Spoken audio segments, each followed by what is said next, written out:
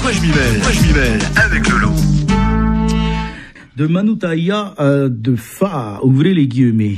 Lolo, que faut-il penser des énormes projets avec la Chine? Les Chinois sont-ils des sauveurs de la Polynésie ou des pilleurs de ressources? Bonjour Manoutaïa, bonjour à tous. Alors déjà, petite remarque de langage, c'est vrai qu'on a l'habitude de dire les Chinois, mais rappelons-nous qu'ils sont extrêmement nombreux et que pour l'instant, il y a un gros projet annoncé par notre Peretiteni avec la société chinoise Jigmin pour un investissement de je ne sais plus combien de dizaines de milliards. On est en droit de se méfier des effets d'annonce, il n'y a qu'à voir le projet de Tahiti Pearl Consortium, confié à un éminent spécialiste mondial qui est en train de virer au flop complet. Pourtant, on nous avait dit que c'était le meilleur de sa catégorie, le Signore Cavalieri. MDR. Et puis le filon Morinda et le Noni, vous vous souvenez? On en reparle? LOL. Un article récent du journal Le Monde, qui a pas mal circulé, mettait en garde la communauté internationale sur le pillage des océans par les bateaux de pêche chinois en dehors de leurs eaux. 3 éléments ressortent par exemple de cet article. La Chine pêche loin de ses côtes environ 5 millions de tonnes de poissons par an. Elle n'en déclare que 368 000 tonnes à l'ONU, voyons. Et cette activité lui rapporte la bagatelle de 9 milliards d'euros chaque année. Le Pacifique Sud est donc une cible idéale pour que ce pays continue sa lucrative conquête. Mais des voix s'élèvent pour dire que raisonner de la sorte, c'est de la sinophobie primaire et qu'il n'est question que de projets aquacoles en Polynésie. Le gros argument des défenseurs du projet, c'est de dire que plutôt que de critiquer la Chine et son éventuelle invasion maritime, on aurait pu critiquer la France, qui est venue contaminer le Fénois avec les essais nucléaires.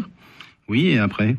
L'aquaculture serait justement, toujours selon les défenseurs du projet, le moyen de maîtriser la pêche, d'éviter les pillages et de rappeler que les pilleurs actuels sont davantage espagnols, par exemple, comme nous l'a montré récemment un monstrueux bateau en escale technique à Papeete, avec tout son attirail de pêche en quantité industrielle. Au passage, on peut toujours faire un parallèle entre le discours de décolonisation que tient le président Temaru avec un État colonial qui continue à verser 18 milliards par an et le choix de la Chine pour partenaire qui, en matière de démocratie et de colonisation, en connaît un rayon sanglant avec le Tibet, mais je m'égare et je m'éloigne du sujet. Quoique. Et finalement, est-ce qu'on se pose vraiment les bonnes questions? Doit-on stigmatiser la Chine ou ne devrait-on pas plutôt s'interroger sur l'ampleur du projet? Qu'il soit chinois, canadien, norvégien ou russe, est-ce que ce n'est pas ce gigantisme industriel providentiel qui est davantage inquiétant? Malheureusement, ce n'est pas la réputation de la Polynésie en termes de rentabilité à l'international qui attire les milliards, ça se saurait. Et donc, est-on bien sûr qu'il n'y a pas des arrière-pensées de la part des investisseurs?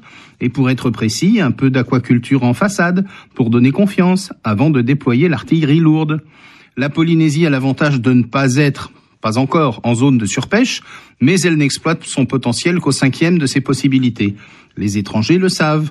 On a un port de pêche, on a des bateaux, on a des jeunes qui veulent bosser, on a des notions dans l'air, comme la pêche raisonnée. On en fait quoi? Comme dirait le président Temaru, wait and see. C'était De quoi je m'y mêle avec Lolo.